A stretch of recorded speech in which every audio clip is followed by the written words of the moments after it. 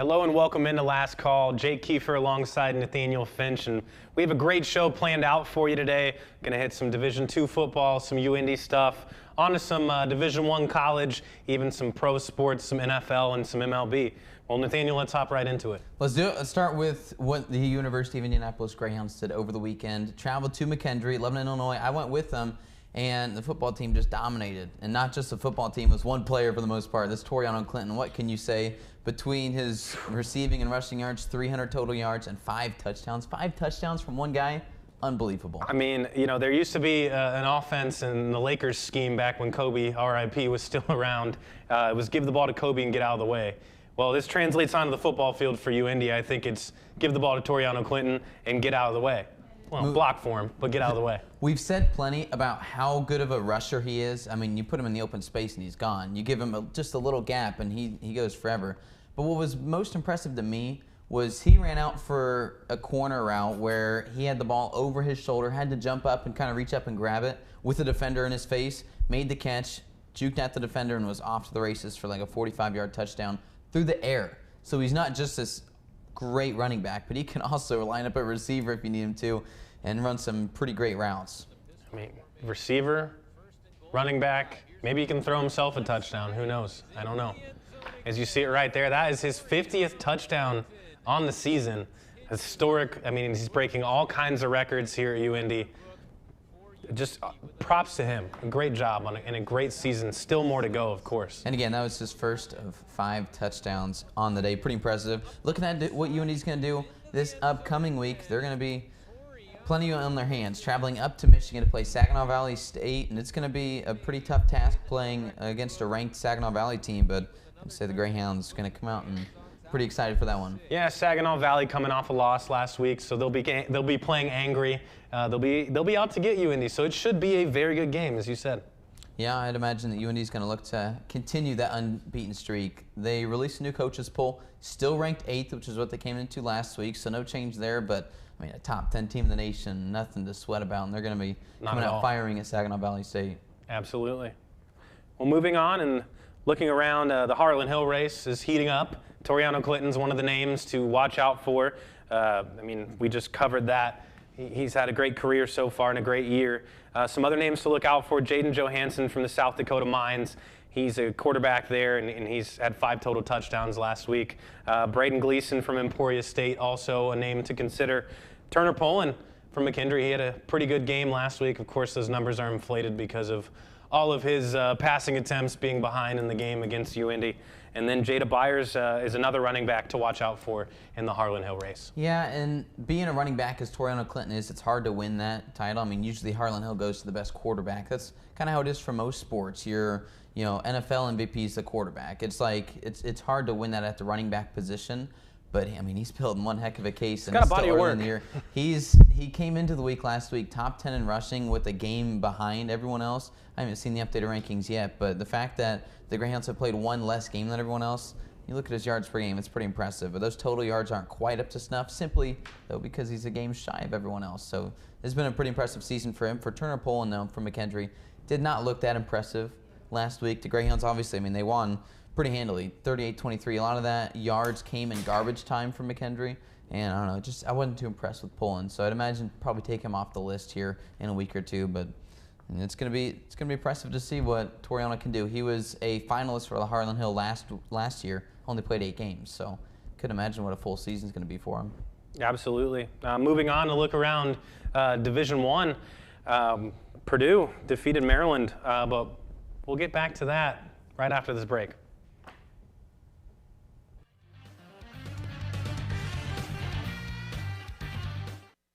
Anybody can be a firefighter. Male, female, younger, older. We have school teachers. We have leaders in business. Is me, you, anyone that wants to be. There is no typical firefighter. Is there a danger hiding in your home? Unused opioid medicines could harm your family. Find your unused opioid pills, patches, or syrups and learn how to dispose of them safely at fda.gov/drug disposal.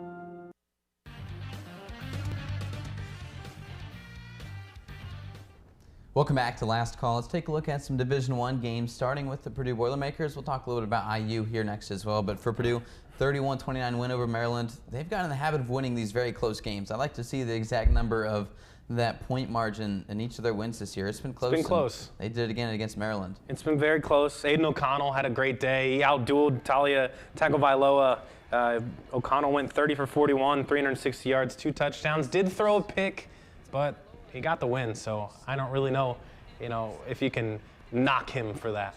Yeah, it was a pretty impressive day from O'Connell after kind of struggling last week. Didn't play the week before, so it's good to see he's kind of getting back into the swing of things after, those first few weeks he was leading the nation top 5 in passing yards. So now seeing more of his old self, and it's a big reason why they're able to get the win here. They started kind of down, you saw that, but now they're able to come back, and they took the lead here with this pass here in the corner of the end zone. And Purdue just, a lot of heart attacks from Purdue fans this year. It's been really close in all these games.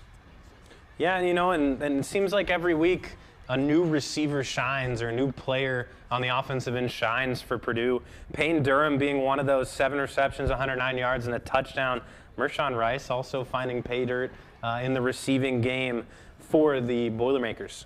Let's move on and talk about IU, and of course they had a big game against Michigan, host them in Bloomington. Game day was there, Fox Sports Sunday, but it was a tough game for an IU fan. It was tied at halftime, and as an IU fan, I felt very confident coming out of half.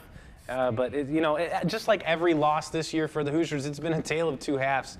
They show up in the first half, they catch some steam, and then halftime rolls around. They lose all the momentum that they've built up. Of course, this Michigan team is not your usual opponent for Indiana to keep up with.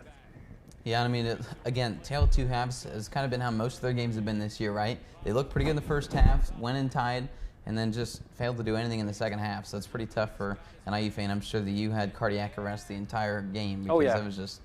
I've had a cardiac, and like Purdue, I've had a cardiac arrest every single game this season. From Western Kentucky on to this one. It's been ridiculous. J.J. McCarthy from Michigan looked very good. He did throw an interception, threw for 3 touchdowns, over 300 yards. I really like him in this offense. I feel like the offense is kind of tailored to him, with Blake Corum in the run game, really picking up a lot of yards running-wise, and that opens up the field for him to release some deep bombs down the field.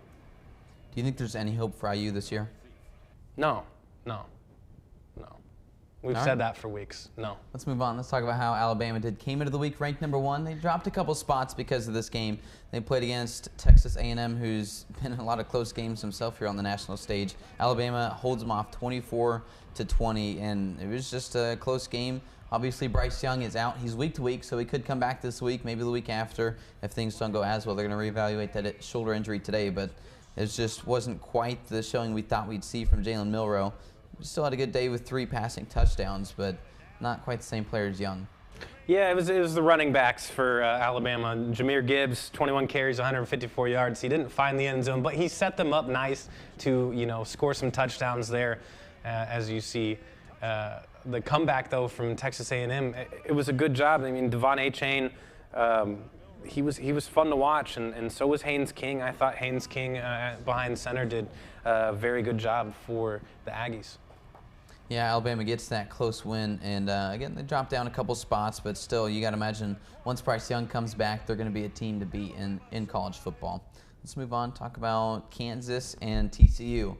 2 ranked teams. Ranked not Kansas? highly ranked, but let me tell you. Ranked Kansas? After the horrible season they had this year, for them to be ranked 19 coming into this game, good for them. Of course, Jalen Daniels got hurt early. As you see there, he took a weird fall and had a TCU player fall on him. So Jason Bean replaced him, but there was a lot of similarities, Nathaniel. A lot of similarities between both teams. Yeah, and in the end, TCU got that win 38-31. It was an interesting game. TCU ends up moving up to 13th now, so they bumped up a few spots in the AP poll, but it was just a weird game. It was definitely a great one, hard fought that came down to the end, but I don't know, like you said, these 2 teams played pretty similar. And I like Max Duggan a lot from TCU. He's done good things under center. He looked good against Kansas. It's a good Kansas team, and he came out throwing and firing on all cylinders. He finds Quentin Johnston, who went for 14 receptions, 204 yards, and 1 touchdown. That's a Madden stat line, to say the least. So, keep your eye on Max Duggan. He might start to creep into that Heisman conversation. Yeah, it's going to be pretty interesting to see how that goes the rest of the year with the Heisman. We talked about the Harlan Hill, the D2 version of Heisman. Here's the Heisman race we have for Division I, so it'll be interesting to see how that goes. Let's go ahead and step aside when we come back, NFL Talk. I'll tell you about Brian Robinson. Pretty interesting coming up here next.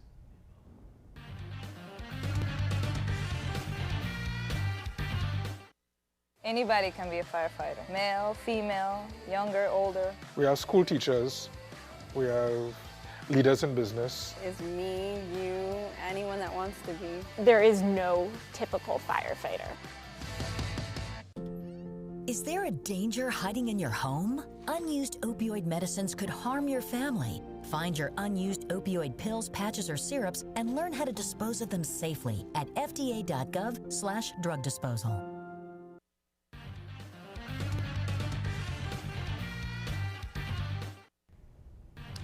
And we're back here on Last Call. Jake Keefer alongside Nathaniel Finch.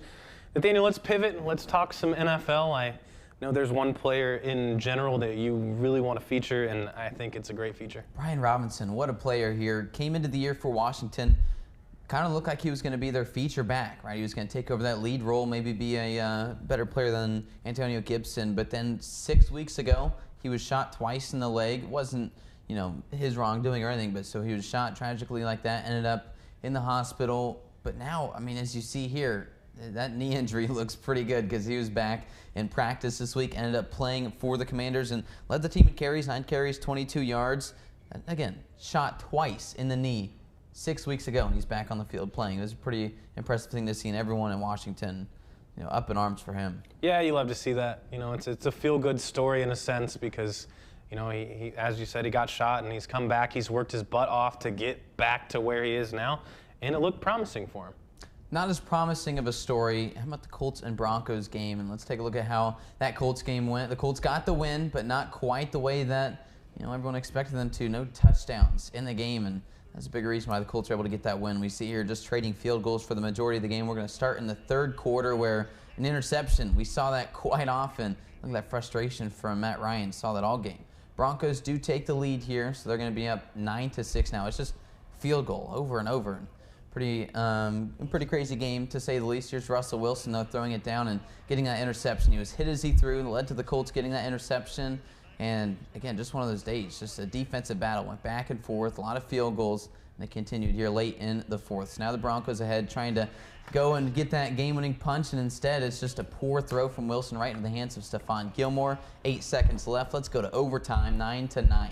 Who would have thought? 9-9 is the score at the end of this one into overtime, and that's where things get pretty interesting. The Colts, they go ahead on this opening drive as Chase McLaughlin gets that field goal, a pretty far one as well. So now the Broncos have to score here to extend the game. A touchdown would win it. And how about this? Here's the touchdown throw from Wilson. He's got a guy open in the end zone, throws it. No, not a touchdown. A poor throw into tight coverage when he had a guy in KJ Hamler open. Instead, he went for targeting Stephon Gilmore, who had given him fits all night long, and a big reason why the Colts get to win 12-9. It was not that fun of a game to watch, to say the least. It wasn't one of those games where you have two great defenses, right? It's a tight game. It was tight because both offenses played very poor. It's just bad teams. Going into that overtime period, I never complain about free football, but in that case, I thought, you're really going to make me watch another 10, 15, 20 minutes of this game. And, Matt Ryan washed. Russell Wilson washed. Get rid of him. That's all I have to say on that matter. Yeah, it was pretty tough for those who had the Broncos spread. That touchdown at the end of the game would have got it for them. Instead, they, I don't know, it was a tough game for fans, really both sides. You don't have a lot of Colts fans coming out here excited on how the game finished, right? Everyone was just upset about how the Colts looked on offense, how the Broncos looked on offense. Russell Wilson, just straight robbery that he was able to get $250 million from the Broncos because he has done nothing since he got that contract. And Broncos fans let the Broncos know that. They were walking out of the game before the game was even over, before that overtime period even started. I don't see why I wouldn't be in the same boat if I was a Broncos fan. Well, enough of that poor played game. Let's move on to a game that saw some touchdowns. It's the Cardinals and Eagles. It was a great game at the end. Ended up being the Eagles winning 20-17. And as we see here, Kyler Murray, he's been such an electric player at times, and there's times where he's kind of struggled a bit. Hurts also, both those guys playing at Oklahoma at stretches of their careers, as we see Jalen Hurts not giving up, and the pile pulls him, not pushes him, but pulls him into the end zone. He keeps his feet moving, and it was just a great game for Hurts, who ended the day with 2 rushing touchdowns, ended up with 239 yards through the air. He's just such a dynamic talent, and he's the reason why the Eagles are the last undefeated team in the league, 5-0. Never thought I'd hear those words come out of your mouth, Nathaniel. No kidding.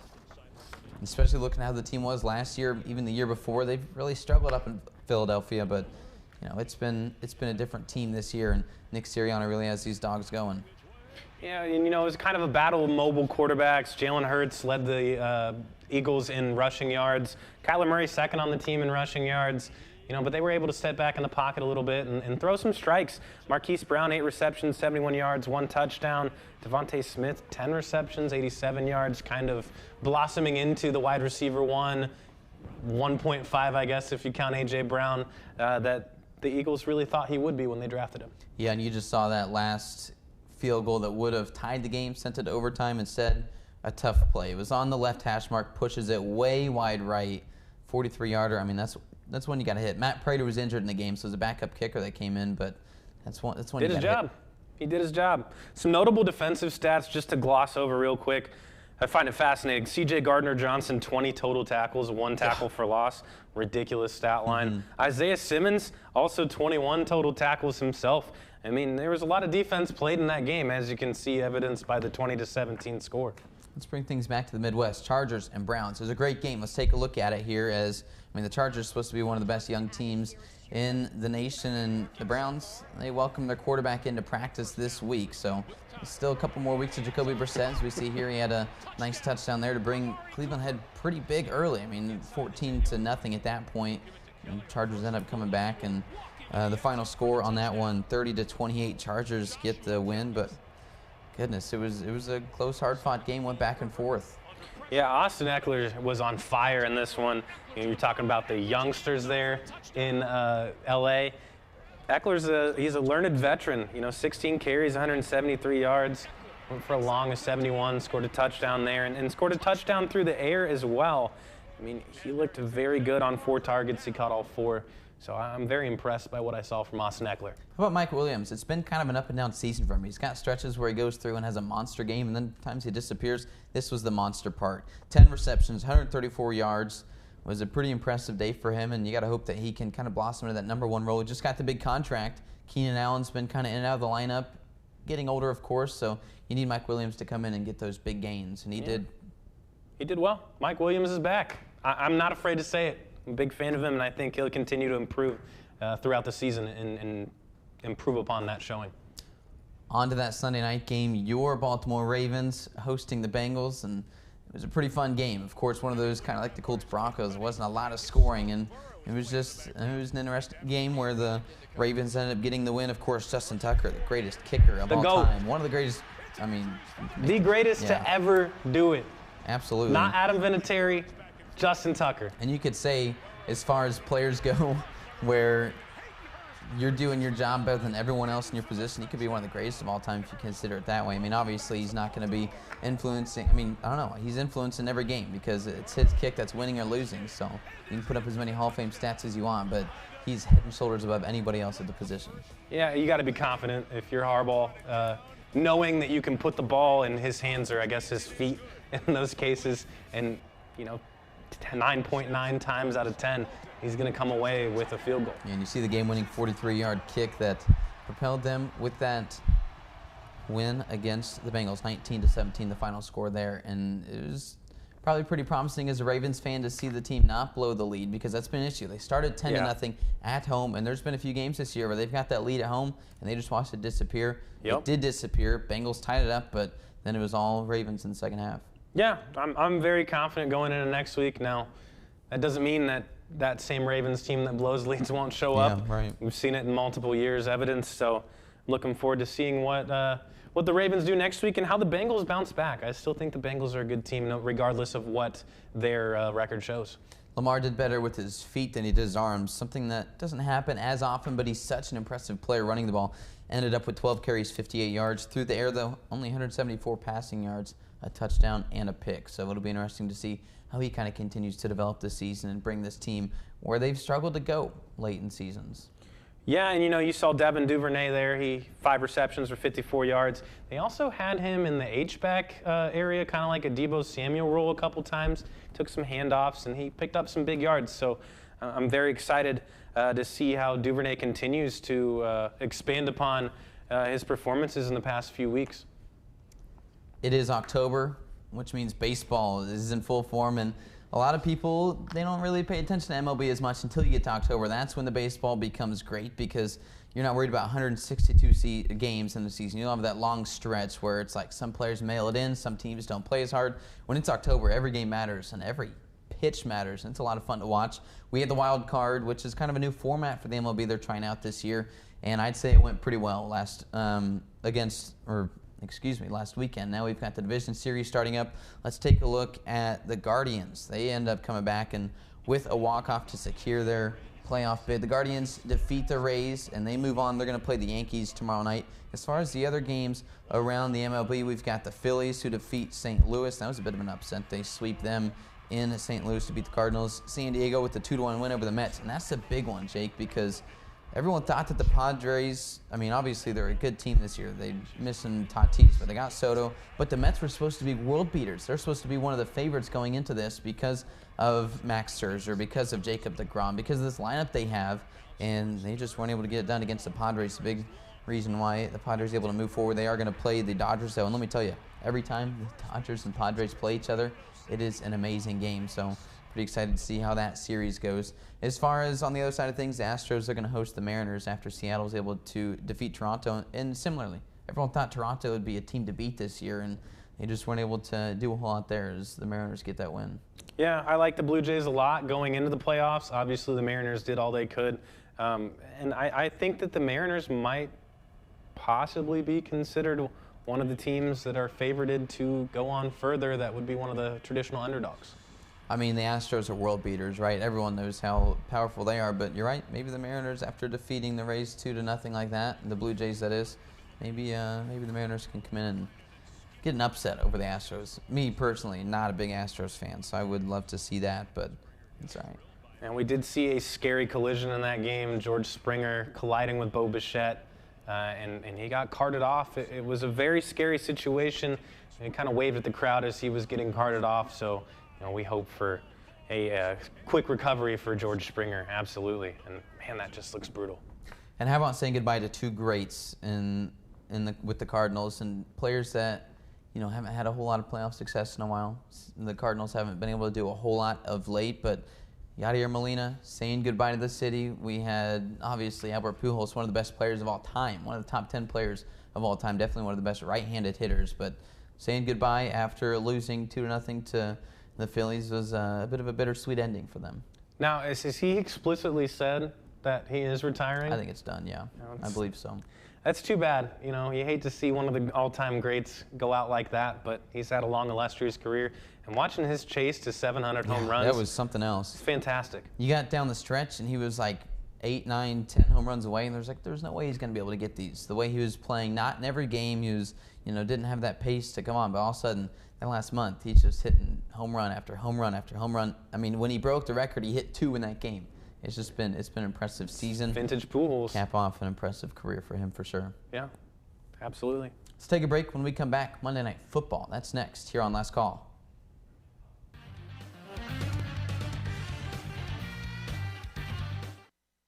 Anybody can be a firefighter. Male, female, younger, older. We have school teachers. We have leaders in business. Is me, you, anyone that wants to be. There is no typical firefighter. Is there a danger hiding in your home? Unused opioid medicines could harm your family. Find your unused opioid pills, patches, or syrups and learn how to dispose of them safely at fda.gov/drug disposal.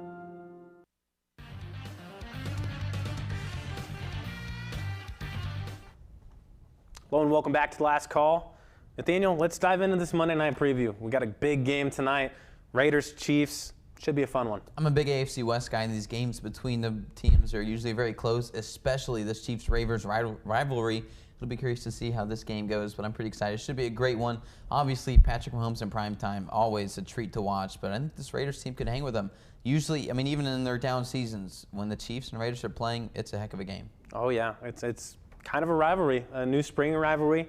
And, you know, like you said, Patrick Mahomes in prime time, he's electric, but you know who else is electric in prime time? Davante Adams. And he's a brand new Raider, and him and Derek Carr have some college chemistry built up. They went to college together.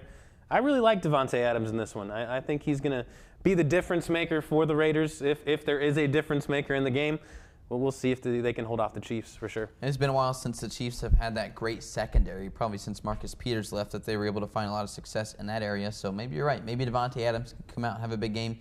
Maybe Hunter Renfrow can come out and have a big game. We'll see what Darren Waller can do against those linebackers. So it should be a great game. Right now the Chiefs are favored by 7, though. That is too big of a spread for me. Give me the Raiders plus 7. It's a toss-up for me. I think it could go either way. I'm probably going to go with the Chiefs, though. Patrick Mahomes' offense is too electric with too many weapons for them not to win by more than 7 points. And again, I mean, the Raiders haven't looked all that good this year. The Chiefs have looked great, I mean, aside from one game against Indianapolis, right? But so it makes sense that you would want to take the Chiefs here with that -7. But I don't know, these games, just coming from a historical standpoint, these teams always play so tight. I mean, remember last year where, you know, the Raiders went to Kansas City, got the win, and then all the antics after the game, circling the buses around the stadium. Chiefs came out, and again, same way, close game. I mean, these are all just always games that come to the last second. If you remember the Thursday night game a few weeks ago between the Chargers and Chiefs, it's always like that. It's those last-second plays, whether it be on offense or defense, that, you know, usually the Chiefs are the ones to come out on top, but I'd say -7 is way too much of a spread. Yeah, the over-under set at 51.5 points. I think that's too high for me to touch, but you never know. I'm just going to stay away from that one completely. I don't know what your thoughts are on that, though. You like Davante, though. What is your player prop from him? Oh, man, Davante Adams anytime touchdown at plus money. Statistically speaking, you're probably going to make money if you put a consistent $10 every week on Davante at plus odds to score a touchdown. You've also put together a parlay you like. Tell me about that. Yeah, I'm going Chiefs -7. You could throw in the Raiders +7 there instead. Kelsey anytime touchdowns at minus odds, so I wouldn't take that itself straight up, but throwing that in the parlay with Davante Adams anytime touchdown as well, +530, $10 to win $53. I think that's pretty good money. How good of a player is Travis Kelsey that he comes into this game minus odds to score a touchdown? I mean, he's one of the greatest of all time in his own right, for sure. Absolutely. I really like Travis Kelsey in this one. He's their main threat in the passing game by far with the departure of Tyreek Hill. You know, I guess you could throw Mecole Hardman in there a little bit. He's looked good recently. Juju Smith-Schuster as well. So there's some targets to be taken away from him. But in the red zone, you know the ball is going to at least be targeted towards a couple times towards Travis Kelsey. That's a big difference from the Chiefs of last year and the last couple years where Mahomes looks at Tyreek Hill. If he's open, he throws it to him. If he's not, it looks over to Travis Kelsey. If he's open, he throws it to him. But now that he only has Kelsey and teams can kind of focus on Kelsey, he's really been forced to read the defense a lot more. It's not just, hey, let me throw it 90 yards down the field to Tyreek Hill. He's doing a great job, and really with his just career development of learning how to read defenses more. He's sitting down, going through his progressions, not just taking the snap, where's Tyreek, where's Travis. So it's been impressive to watch this Chiefs team, and Mahomes specifically kind of going through his progressions a lot more this year. Yeah, you know, Patrick Mahomes is a calculating quarterback back there behind center. You know, he senses pocket pressure very well, steps up into the pocket, and he's very capable of blowing a big lead open himself. Yeah. He can even rush a little bit with his feet. You know, I would probably put a couple bucks on him to score a rushing touchdown in this game too, because you never know. You never know. Especially with this matchup, though, this rivalry, Chiefs and Raiders, there's always crazy things going on. You might see Derek Carr with a couple rushing touchdowns of his own. You can't just win the conventional way, right? You always got to find a different way to win. And, of course, with Josh McDaniels now as the head coach, got his first win last week against the Denver Broncos. Oops.